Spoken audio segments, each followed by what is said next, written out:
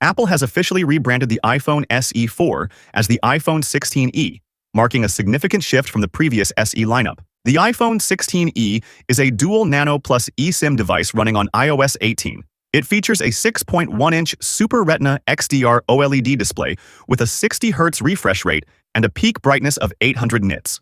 For added durability, the screen is protected by Apple's ceramic shield. Powering the device is Apple's 3nm A18 chip, which debuted with the iPhone 16 in September 2024, coupled with up to 512 GB of storage. While Apple does not disclose RAM specifications, it is likely to have 8 GB, given its support for Apple Intelligence features.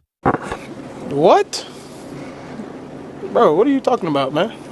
I'm honestly disappointed. What was Apple thinking? $600 for this?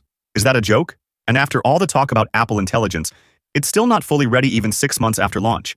We'll break down everything about the new iPhone 16e in our next video, so make sure to subscribe for early updates.